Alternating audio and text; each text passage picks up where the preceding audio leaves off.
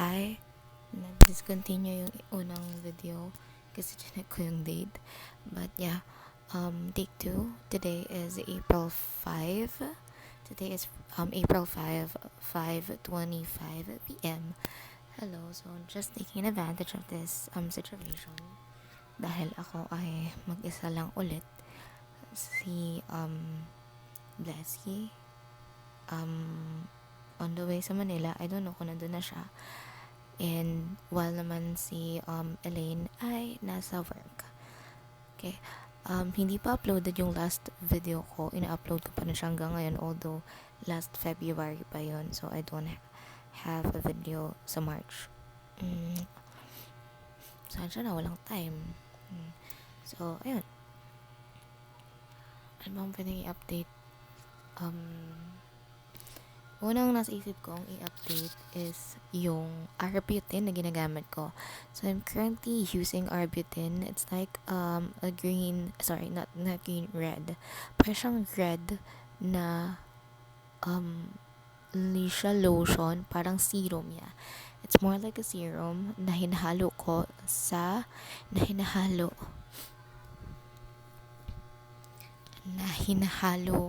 lotion ko. So, I think it's effective naman. Mukhang makinis na yung binti ko. See? It was recommended by Blessy. Kasi ang ganda din talaga tingnan ng balat niya.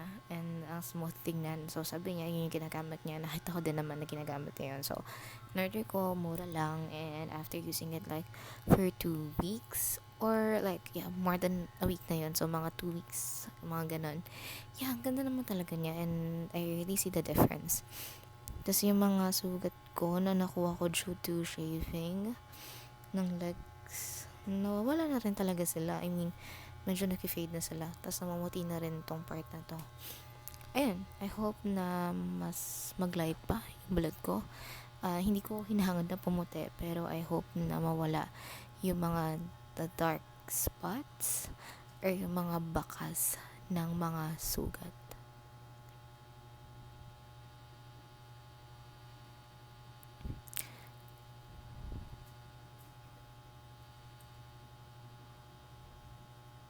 Lang nga.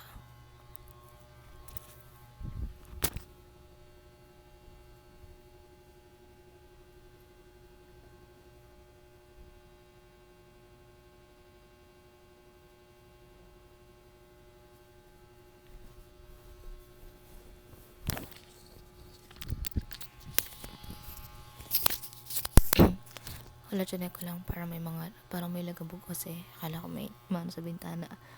Ayan, yung tuhod ko din naglight siya, napapansin ko na nagla-light siya. And then yung sa may alak-alakan, parang puti niya tingnan. Oh my god, ang smooth niya tingnan dito sa liwanag na to. Ayun, and other thing is yung parang pinaka sa mga nakaraan, mga hindi ko talaga na-update is, alam mo, hirap pag-uusapan ng gantong bagay, like i-open up. Tapos lumabas mismo sa bibig mo, ang bigat niya kasi. Update kay mama, lumalaki ulit yung tiyan niya. At namamaga na ulit yung legs niya.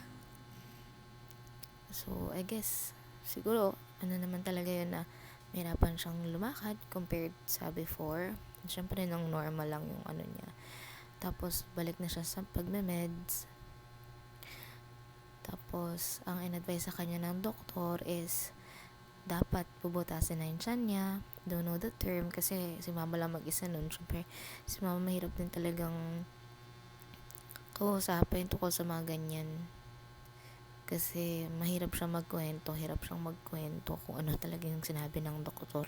So, yun. Ang sabi niya, bubutasan. I don't know kung paano yun. Kung may anin bang tubig or what sa tiyan niya. Pero nakiusap siya sa doktor na kung pwedeng idaan muna sa gamutan.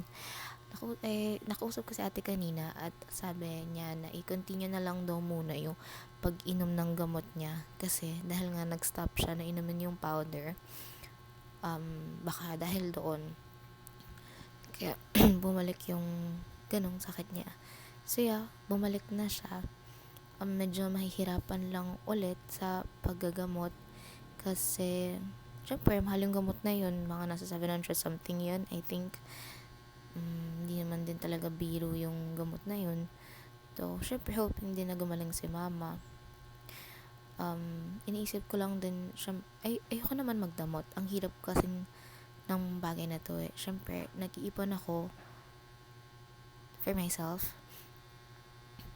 Ayoko lang din at the same time na pagdamutan sila mama dahil para din naman kay mama yon. So ang nakakaano lang kasi sa damdamin na I know na yung pinapadala ko is hindi siya sapat, pero tingin ko naman nakakatulong. Although hindi siya sapat,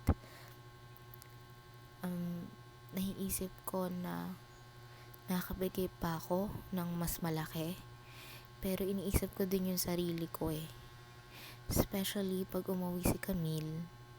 See, thinking of it pa lang na sinasabi ko siya, parang ang sama-sama ako na sa sarili ko. I mean, yeah, ang tingin ko sa sarili ko is ang sama-sama ako, like that. Ayun, so umuwi si Camille and matagal na namin siyang plano na mag-elyo kami. Gusto niya mag-elyo. Siyempre, minsan lang naman siya umuwi dito. Kasama sila Meko ulit tsaka si Kim. Magumata kami doon.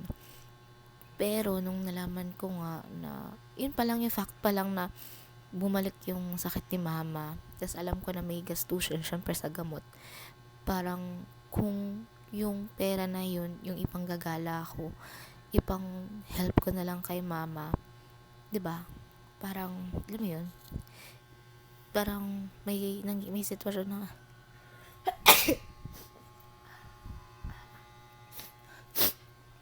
may sitwasyon na nga na ganito, tapos magagawa ko pang maggala. Alam mo yung thought na ganon. Although tingin ko naman na deserve ko naman siya, nagtatrabaho ako, deserve ko naman sigurong gumala. Pero kung titingnan mo kasi yung sitwasyon, 'di ba? May mga bagay na mas mahalaga. Kaya kapag unahin ko pa 'tong isang gala na to, parang ang tingin ko sa sarili ko isang sama ko, medyo may pagka-selfish. Nasabi ko na rin to kay Camille na nag-aalangan ako. Sabi niya, pero kasi nakapag-book na siya ng tutuluyan namin. Sabi niya pag-isipan. Na kasi to. Siyempre April na. Lapit na yung uwi niya. Ay parang ang uwi niya kasi ay parang mga late April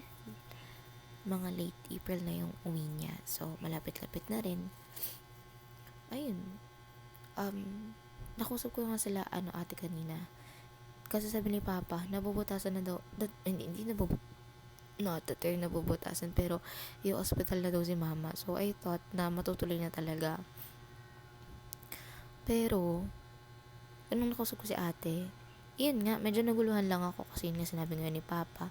Tapos ngayon nakausap ko si ate, nalinawan ako na yun nga, kaya nga nakiusap si Mama na mag-take muna siya ng meds. Itatry muna kasi before nga, 'di ba?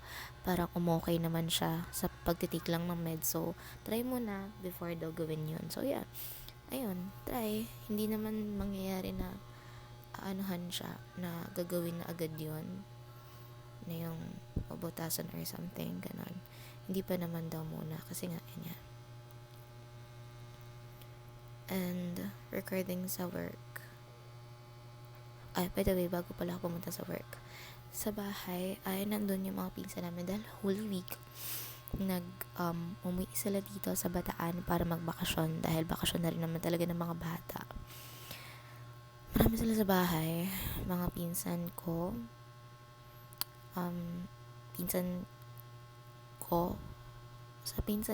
pamangkin ko sa pinsan. Yeah, pamangkin sa pinsan, I think. Mga anak ni Kuya Jason. Tapos, yung mga pinsan ko mismo, nandun sila, si Tita Dadang, tapos, si Tita,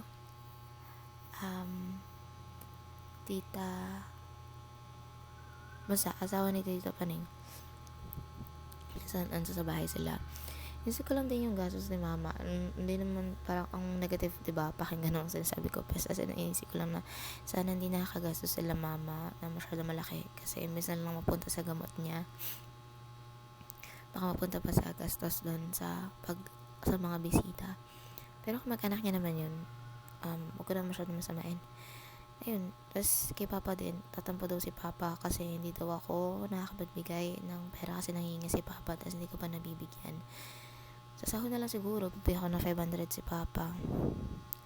Ayan, and going back sa work naman, recently, yung mga friends ko, medyo nagtampo ko ng sama ng loob sa kanila. Although sa kanila, light lang yun. Wala naman pumansin sa akin. Wala naman atang nakaramdam na na-hurt ako dun. Ayoko lang kasi na mag-iwan or ayoko lang kasi na alam mo yun, yung sa utak nila, maisip nila na or I mean yung impression or yung tingin nila sa akin magstay as bobo. Slow. Ayoko nang ganun. Hindi naman booming tingin ko sa sarili ko matalino. Wow. Matalino naman akong tao. Bago ako umalis sa Bataan, tingin ko naman, sa mga friends ko, siguro hindi naman ako katalinuhan, pero alam mo yun, hindi bobo yung tingin ko sa sarili ko before. Tingin ko naman matalino kahit papaano, may pag-iisip naman ako. It's just that pagdating ko dito sa Pampanga, parang tingin ko sa sarili ko, alam mo yun, parang, okay, hindi ako ka-fast learner katulad ng iba, ng mga nakakabata sa akin. Okay, pero I don't like it. I don't like na ginagawa na lang sa akin. Like, sige okay, makakalimutin ako, pero ba't kailangan laging i-bring up? Siguro normal, mababaw lang yun, pero I don't like it. Kasi mas lalong bumababa yung tingin ko sa sarili ko. May pag-uusap silang dalawa. For example, like na nangyari na nakaraan, si Coach at si Edge. Sabi ni Coach is, syempre wala yung iba. So, sa amin nagsishare si Coach. Sabi niya, sa amin lang daw ni Edge nakakwento yon. Sabi ni Edge, sa akin lang, ako lang, parang siya lang naman daw yung makakaalala nun. Parang ganon. Na may nangyaring pag-uusap na ganon. Sabi, tas umagri si Coach, sabi niya, true, walang retention kay He. Parang, alam mo yung ganun? Tas sobrang, ko na wala ako sa mood na, bakit?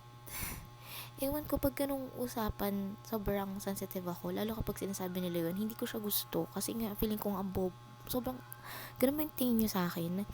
Na kahit may mga bagay naman na hindi ko talaga pinapakinggan, like for example, nag-uusap sila na hindi ako nagpe-pay attention sa kanila, hindi all the time na nasa kanila yung attention ko, na nakikinig ako sa chismisan nila.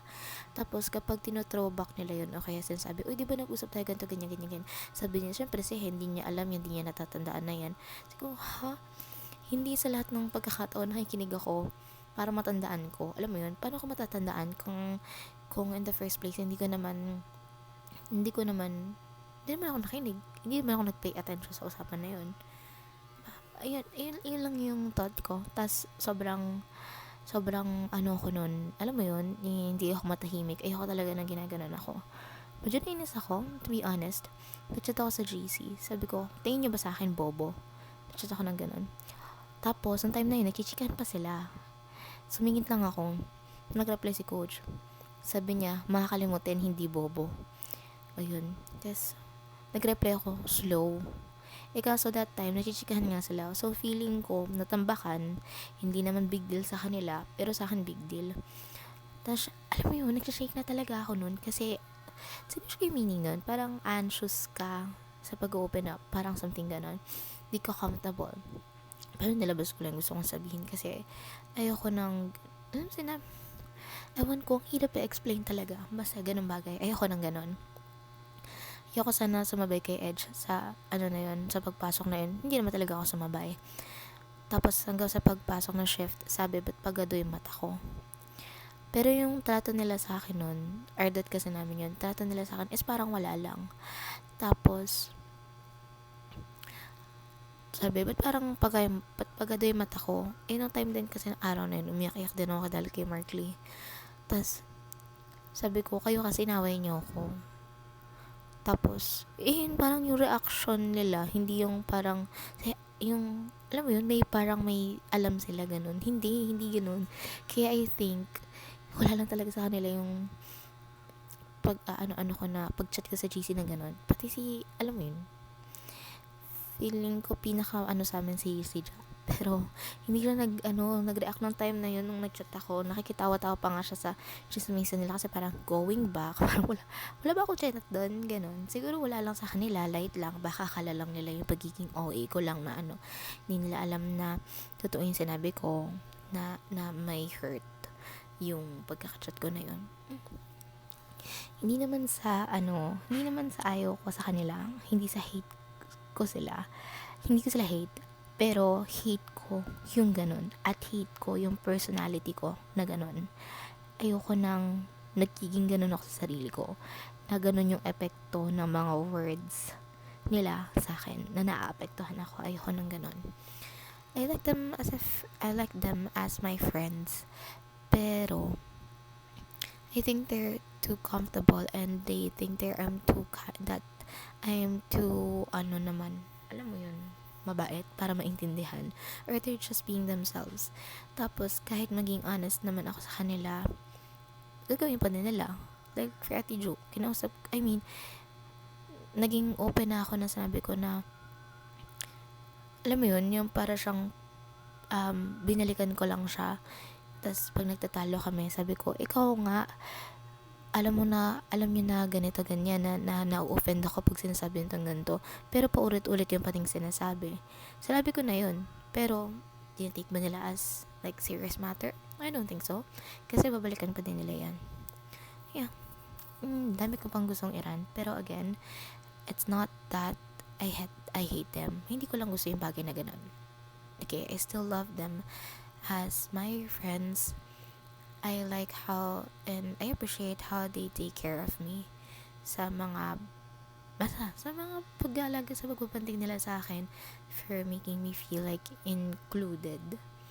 Pero ayun, sa mga nagiging sensitive lang ako sa mga bagay na kahit maliit na bagay lang siya, pero malaking impact sa akin. Kasi nga, syempre, as someone na mababa yung tingin sa sarili, hindi siya nakakatulong mag-build ng confidence. Mahirap mag-build ng confidence, especially kung ganyan yung maririnig mo sa mga tao. Although, jokes lang yun, hindi ko siya na-appreciate. Yeah, I don't think na helpful yun sa akin. And, kunti lang na kwento ko, and more than 15 minutes na. I don't think ma-upload ko siya sa YouTube. So, yun, I'll be home at like next week, like 11. I hope na makita din sa Elena kasi tagal namin hindi nakita. And hopefully makasama din namin si Joanna. That's it muna. Okay, bye for now. Pangit ko shit. Kundi na lang pala yung pimples ko. Just a quick update. Haggard lang ako. Bye.